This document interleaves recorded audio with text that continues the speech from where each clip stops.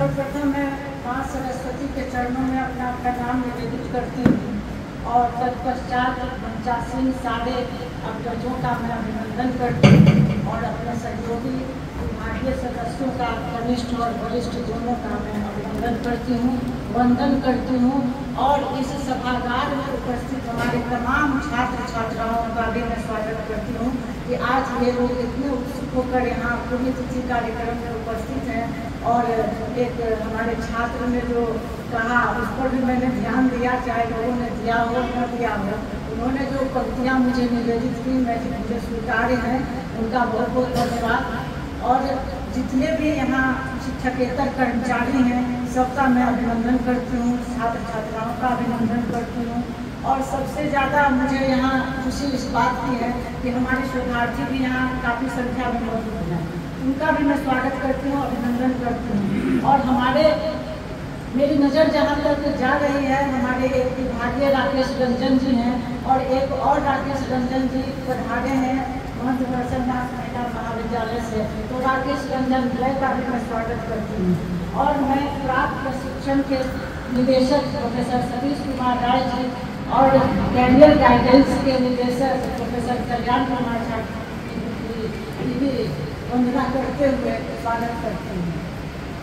मैं आप सब यहाँ उपस्थित हुए हैं एक पुण्यतिथि के कार्यक्रम में और रामधारी सिंह दिनकर जो अछूते नहीं हैं, अनजान नहीं हैं, सब लोग उनके बारे में जानते हैं, करते हैं, पढ़ते हैं, लिखते हैं।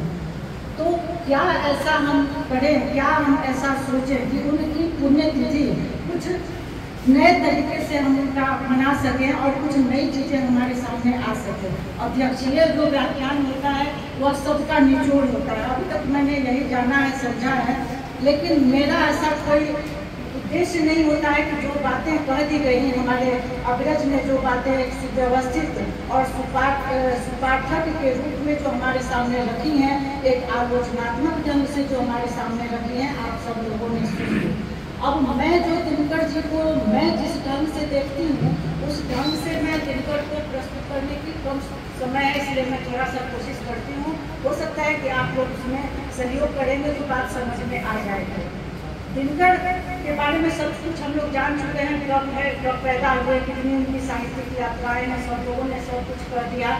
और मुझे जहाँ तक लगता है कि उनकी जो भी कविताएं हैं उनको हम जब तक पाठ नहीं करेंगे, और पाठ करने की भी एक कला होती है, तभी किसी भी कविता को जब हम पाठ के द्वारा जब समझेंगे तब उसका सही अर्थ हमारे सामने आएगा।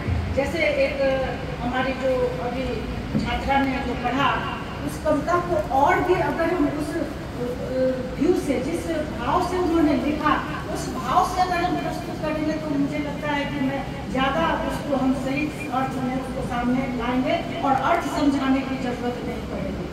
दिनकर को समझने के लिए सबसे पहले मैं जिन पंक्तियों को रखना चाहूँगी और उन्हें उन्हीं की पंक्तियों से मैं सादर नमन करना चाहती हूँ, उन्हें श्रद्धांजलि अर्पित करना चाहती हूँ।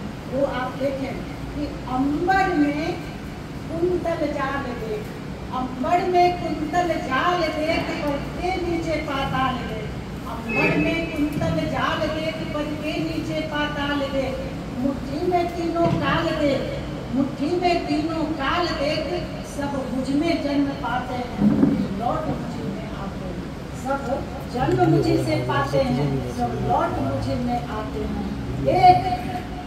देख पवन मुझ में लय है, देख पवन मुझ में लय है, देख गगन मुझ में लय है, देख पवन मुझ में लय है, देख पवन मुझ में लय है, देख गगन मुझ में लय है, मुझ में विलीन संसार सकल है, मुझ में विलीन झंकार सकल है, अमृत फूलता है मुझ में, अमृत फूलता है मुझ में, संभार झूलता है मुझ में। जिहुआ जिहुआ करती ज्वाल सघन, जिहुआ करती ज्वाल सघन।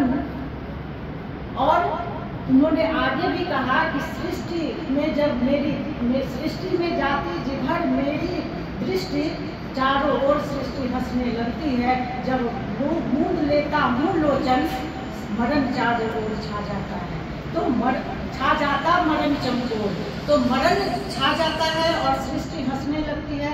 ऐसे थे हमारे रामधारी सिंह दिनकर, जिनकी बाहों में अमृत झूलता है। कृष्ण के माध्यम से उन्होंने जो बात करने की कोशिश की है, मुझे लगता है कि अगर इन पंक्तियों को हम अपने व्यक्तित्व में झांक कर देखेंगे तो मुझे लगता है कि सारे व्यक्तित्व के अंदर, चाहे वो आप हो या मैं हूँ या हमारे अग्रज अनुज हों, सबके भीतर में वो व्यक्तित्व पलता है जहाँ अमृत और संहार दोनों झूलता है, जहाँ जन्म और मृत्यु दोनों आकर मिल जाते हैं। तो वह व्यक्तित्व, वह जो विराट व्यक्तित्व का चित्रण आया है उन पंक्तियों में, उस विराट व्यक्तित्व के भी दर्शन हम उसमें करते हैं। एक बात मेरी समझ में ये आती है, और देखिए कि रामधारी सिंह दिनकर का नाम दिनकर है, रामधारी सिंह दिनकर। दिनकर का मतलब आप सब लोग जानते हैं कि दिनकर सूर्य को कहते हैं, और सूर्य में 7 प्रकार की रोशनियां होती हैं। 7 प्रकार, क्या इंद्रधनुष जिसको हम कह सकते हैं, तो 7 रश्मियों के द्वारा 7 काव्य रश्मियां हो या गद्य पद्य, और जिस प्रकार का लेखन उन्होंने किया, वो 7 रश्मियां उनके साहित्य में मुझे दिखलाई पड़ती हैं। आप सब लोग भी गहन दृष्टि से देखेंगे तो समझ में बात आएगी। तो ये 7 दृष्टियां, और एक प्रश्न हमेशा लोग कहते हैं कि दिनकर, सब जगह मैंने भी सुना है, पढ़ा भी है, और कि दिनकर द्वंद्व के कवि हैं। तो द्वंद्व क्या होता है? एक अंतर्द्वंद होता है, एक बहिर्द्वंद होता है, और इन दोनों द्वंद्वों के बीच झूलने वाले दिनकर किस तरह से 7 रश्मियों के साथ हमारे बीच में आते हैं। और सारी रचनाओं की साहित्यिक यात्रा आपने देखी, तो आप शुरू की रचनाओं को जब आप देखेंगे तो उन्होंने एक जगह लिखा है कि पड़ जाता चस्का, चस्का आप सब लोग समझते होंगे, पड़ जाता चस्का जब मोहक प्रेम सुधा रस पीने का, सारा स्वाद बदल जाता जीवन जीने का। तो एक प्रेमी पुरुष के रूप में, एक प्रेमी हृदय के रूप में वो सामने आते हैं कि प्रेम सुधा रस पीने की बात करते हैं। तो अचानक से ऐसा आखिर क्या हुआ होगा? और एक जगह उन्होंने लिखा भी है, माफ करेंगे मुझे, कि उनका जो सुभाषित गद्य में आता है, तो उन्होंने एक जगह लिखा है कि जब व्यक्ति पर प्रेम का रंग चढ़ता है तो गली के स्वान भी काव्य की लय में गरजने लगते हैं और भौंकने लगते हैं। अब इसका मतलब आप चाहे जो लगा सकते हैं, मैंने जो लगाया कि आखिर एक प्रेमी हृदय क्यों हुंकार की ओर उठता है कि सिंधु क्या सुनूं, क्या सिंधु तुम्हारा गर्जन में, युग धर्म का हुंकार हूँ मैं। तो यहाँ एक तरफ वो जीवन के स्वाद के रूप में प्रेम के रस को देख रहे हैं, और दूसरी तरफ हुंकार के रूप में अपने व्यक्तित्व को ला रहे हैं। एक और जगह आप देखेंगे तो उन्होंने एक जगह लिखा है, अभी तो नारी के संबंध में हमारे अग्रज ने जो आपको कहा वो तो पंक्तियाँ आप लोगों ने सुनी।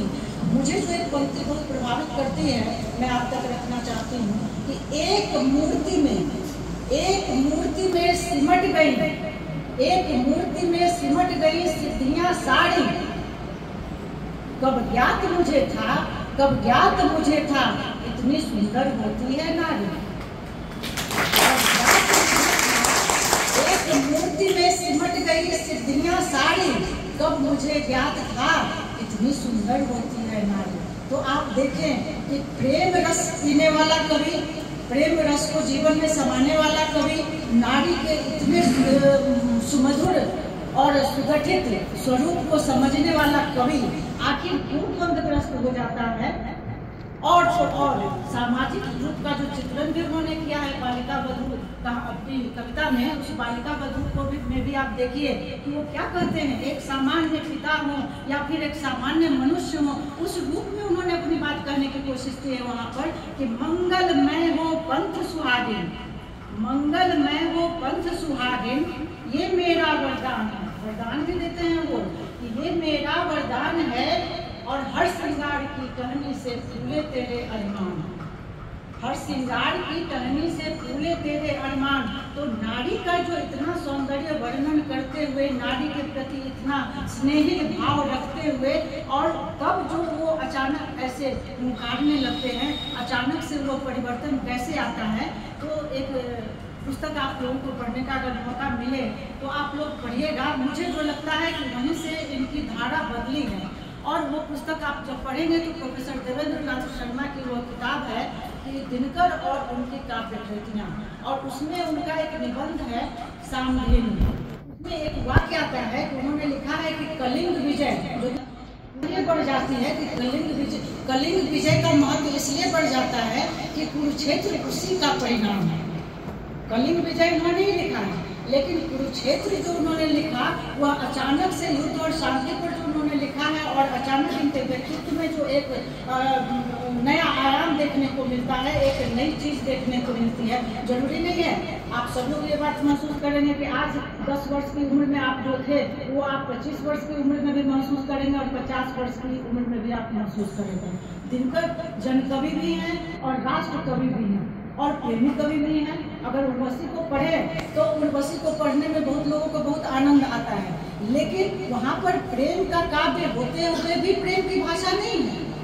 आप पढ़िए उसको, फिर समझ में आएगा कि प्रेम वो दहाड़ने की चीज नहीं होती है। प्रेम तो एक एहसास होता है जो महसूस किया जाता है, और उसमें उन्होंने दहाड़ने की कोशिश की है। लोग उसको काम और अध्यात्म की दृष्टि से देखते हैं, उर्वशी को उस दृष्टि से ही पढ़ते पढ़ाते आए हैं। लेकिन उसको अगर नए दृष्टिकोण से हम देखेंगे तो आपको नई चीज उसमें मिलेगी। जिस तरह से दिनकर ने उसमें दहाड़ते हुए प्रेम का जो उद्घोष किया है, क्या वह प्रेम का सच्चा स्वरूप वहाँ देखने को मिलता है या नहीं, इस पर आप सब गौर फरमाएंगे। हो सकता है कि मैं गलत हूँ, लेकिन दृष्टि अपनी अपनी है, लोगों की सोच अपनी होती है, लोग अपनी तरफ से व्याख्याएं करते हैं, अपनी तरफ से उसकी आलोचनाएं करते हैं। मुझे जो लगा मैंने आपके सामने रखने की कोशिश की है। तो देवेंद्रनाथ शर्मा की जो पुस्तक है उसमें उन्होंने लिखा है सामदेनी शीर्षक में कि वो कलिंग विजय की महत्ता इसलिए बढ़ गई है कि कुरुक्षेत्र उसका परिणाम है। अब आप देखें कि दिनकर क्या क्या कर रहे हैं, कैसे वो कलिंग विजय में जो है वो कामेश्वर नाथ शर्मा की पुस्तक की जो उन्होंने चर्चा की है, दिग्भ्रांत राष्ट्र कवि दिनकर, उसी पुस्तक के पेज नंबर पृष्ठ संख्या 74 में यह घटना आई है और उसका विवरण उसमें मिलता है कि कलिंग विजय जब उन्होंने लिखा था उसमें एक सुपर नेचुरल कहानी का जिक्र आता है। पढ़ने का मौका मिलेगा कभी तो आप लोग पढ़ लीजिएगा। तो उसमें एक सुपर नेचुरल कहानी आती है जिसमें एक आनंद नाम का इंजीनियर पटना में छात्र के रूप में वहाँ पढ़ाई करता है, और वो संध्या के समय वो अपने घर जा रहा होता है। अचानक पीछे से आवाज आती है तो वो पीछे मुड़कर देखता है कौन है। हमारे अग्रज ने जरूर पढ़ा होगा और वह पुस्तक भी उनके पास होगी, तो लगता है कि मैं गलत नहीं हूँ, तो उन्होंने पढ़ा होगा। और ये जो घटना का विवरण आया है उसमें वो आनंद नाम का छात्र इंजीनियरिंग का छात्र है और वह बेहोश हो जाता है। 3 बार वो पीछे मुड़कर देखता है और 3 बार बेहोश होता है।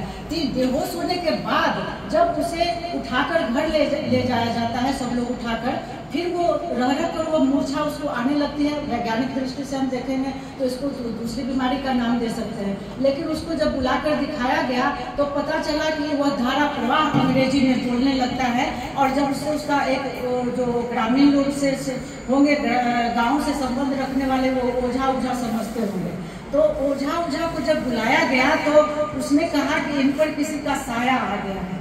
और उसने साया क्या आएगा तो जब पूछा गया कि तुम कौन हो, क्यों इनकी मूर्छा का कारण है, तो उसने बताया कि मैं जापान से आई हूँ अपने पति को ढूंढते हुए और मेरा नाम रोजा लुइस सेमबोर्ग है। इसी कहानी का जिक्र उन्होंने वहाँ पर किया है एक सांकेतिक रूप में देवेंद्रनाथ शर्मा ने, और कामेश्वर शर्मा की पुस्तक में इसका विवरण विस्तार पूर्वक आया है। तो जब उसी तरह से वो आई तो वो उसके दोस्त ने, आनंद के दोस्त ने उन्हें ले जाकर वो कहानी सुनाई, और उस समय दिनकर कलिंग विजय लिख रहे थे। कलिंग विजय जब जाकर उन्होंने ये सुनवाया तो उसने डांटते हुए कहा, वह आनंद अपने आप में नहीं था, उसने डांटते हुए कहा कि यह क्या सुना रहे हो, क्या युद्ध ऐसे इस तरह से शांति मिलती है, इसमें तो कुछ भी नहीं है। और इतना दुत्कारा उन्होंने युद्ध और शांति की बात जब कुरुक्षेत्र में उन्होंने की, तब जो उन्होंने ये रचना रची, तो उस रचना में युद्ध और शांति का उनका जो कंसेप्ट था, उनका जो ये विवेचनात्मक प्रस्तुतिकरण था, वह पूरा का पूरा बदल गया। और तब जो वो सुधरे हुए रूप में आपको वो कुरुक्षेत्र के रूप में सुनाई देती है। और उस रोजा लुइस सेमबोर्ग ने यह घोषणा कर दी थी कि मैं 14 अप्रैल को चली जाऊंगी, 1 साल पूरा करके मैं यहाँ और धारा प्रवाह उसने रात भर व्याख्यान दिया, जो धर्म, अध्यात्म, योग, शांति, युद्ध सभी विषयों का मिला जुला रूप है। और डिवाइन इंटरव्यू के नाम से वह दर्शन शास्त्र में वो किताब प्रकाशित भी हुई है। अब इसमें कितनी सच्चाई है कितनी सच्चाई नहीं है ये मैं नहीं बता सकती, लेकिन इस सुपर नेचुरल कहानी के बाद ही इसलिए उन्होंने कहा कि यह कुरुक्षेत्र जो है वह कलिंग विजय की ही देन है।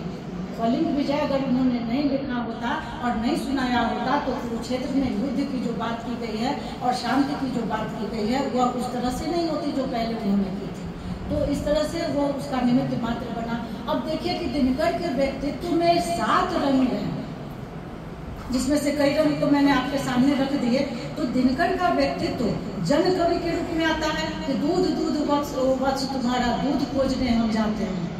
तो बच्चों के प्रति, भूखे गरीबों के प्रति भी एक जो संवेदना का भाव है उनके हृदय में कि हमारे बच्चे भूख से अकुला रहे हैं और हम उनको दूध नहीं दे पा रहे हैं, और हम अपने जो पालतू जानवर हैं उनके लिए हम दूध की व्यवस्था कर लेते हैं, लेकिन हम अपने बच्चों के लिए जो हमारे गरीब घरानों से संबंध रखते हैं उनके लिए तुम मत घबराओ, मैं दूध खोज कर लाऊंगा और मैं तुम्हारा पोषण करूंगा। कृषकों पर भी उन्होंने रचनाएं लिखी हैं। तो इस तरह से जो सामाजिक रूप से जो समाज पर उन्होंने अपनी दृष्टि डाली है और सामाजिक चीजों को अपनी कविता का विषय बनाया है, तो वह उन्हें जनकवि की ओर ले जाता है। और राष्ट्र से संबंधित जो भी कविताएं उन्होंने लिखी हैं वो राष्ट्र कवि के रूप में उनको सुप्रतिष्ठित कराने के लिए काफ़ी हैं। और इतनी सारी बातें, इतनी सारी कविताएं, और हम सब ने इतनी साहित्यिक यात्रा की बातें की, सुनी और समझी, और समय भी हो चला है, तो मैं उन्हें एक कविता के माध्यम से अपनी श्रद्धांजलि भी अर्पित करूंगी। और आप सब लोग भी, आज चूँकि श्रद्धांजलि देने का ही समय है, ज़्यादा विवेचना में हम लोग नहीं जाएंगे। मैंने केवल कुछ पंक्तियों के माध्यम से उनके व्यक्तित्व को सामने लाने की चेष्टा की है। हो सकता है सही हो सकता है गलत हो, लेकिन मुझे ऐसा लगा सो मैंने आपके सामने रखा। अब मैं एक कविता पढ़ती हूँ, उस पर आप देंगे ध्यान कि कैसे श्रद्धांजलि अर्पित की जाती है। मेरी तरफ से श्रद्धांजलि है कि वह मूंद गया अपनी आँखें, वह मूंद गया अपनी आँखें, क्या कहते हो वह चला गया। जाता नहीं है कोई, क्योंकि आत्मा अजर है, अमर है, कोई नहीं जाता है। हो सकता है कोई सुन रहे होंगे, शरीर नश्वर है, शरीर बदलता है हमारा, आत्मा नहीं बदलती है। आत्मा मौजूद होती है, चाहे यहाँ मौजूद हो, चाहे ऊपर के लोक में मौजूद हो, चाहे नीचे के लोक में मौजूद हो, चाहे जहाँ मौजूद हो, लेकिन शरीर बदलता है। प्रकृति जैसे बदलती है 6 ऋतुओं में, उसी तरह से शरीर बदलता है। तो कविता की कुछ पंक्तियाँ सुनिए कि वह मूंद गया अपनी आँखें, क्या कहते हो वह चला गया। अधघायल हिंदी माता को